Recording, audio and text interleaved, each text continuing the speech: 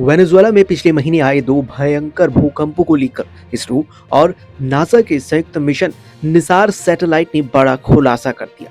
Satellite data के विश्लेषण से पता चला कि इस भीषण भूकंप के चलते कई जगहों पर जमीन 2 फीट तक खिसक गई, जिसके चलते राजधानी काराकस और ला गुएरा में भीषण तबाही मची।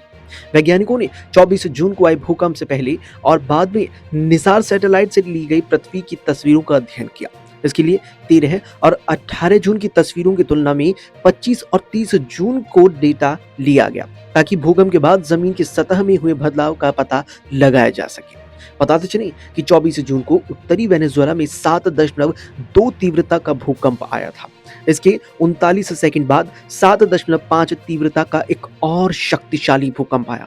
इन भूकंपों में 5,000 से ज्यादा लोगों की मौत और करीब 16,500 लोगों के घायल होने की जानकारी सामने आई थी। काराकस और ला गुएरा के अलावा त्रिजुला, याराकुए, काराबोबो, अरागुआ और मिरांडा राज्य भी गंभीर रूप से प्रभावित हुए थे। वैज्ञानिकों ने जमीन की सतह में हुए मामूली बदलावों का पता लगाने के लिए इंटरफेरोमेट्रिक सिंथेटिक अपर्चर रडार तकनीक का इस्तेमाल किया। इसमें सैटेलाइट के बार बार गुजरने के दौरान जुटाए गए डेटा की तुलना करके सैटेलाइट और जमीन के बीच की दूरी में हुए बदलावों का पता लगाया जाता है। ये पहली बार था जब किसी बड़े भूकंप के चलते जमीन की सतह में हुए बदलाव को मैप करने के लिए निसार के अर्जेंट रिस्पॉन्स सिस्टम का इस्तेमाल किया गया।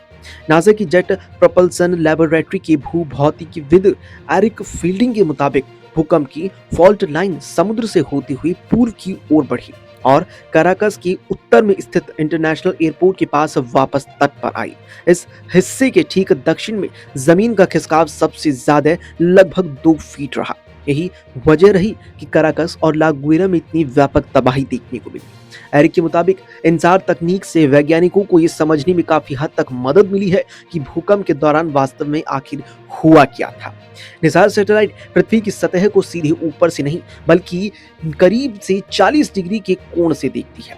इससे वो जमीन के क्षैतिज और ऊर्ध्वाधर दोनों तरह के विस्थापन को रिकॉर्ड कर सकता है।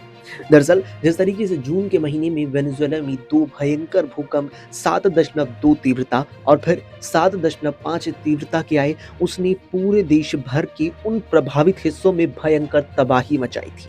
उस वक्त जो डेटा वेनेजुएला की तरफ से आधिकारिक रूप से सामने आया, उसके मुताबिक भूकंप से प्रभावित होने वाले लोगों की संख्या हजारों में थी, जिसमें लगभग 5,000 लोग तो ऐसे थे जिनकी जान चली गई थी और लगभग 16,500 लोग ऐसे थे जो इसमें गंभीर रूप से घायल हुए थे। भूकंप को 1 महीने से ऊपर का वक्त अब गुजर चुका है, लेकिन वो पूरा इलाका अभी भी बुरी तरीके से प्रभावित है। जान के अलावा जो पूरी माल और इमारतों की हानि हुई है, वो अभी भी यहाँ रिकवर नहीं हो पाई है।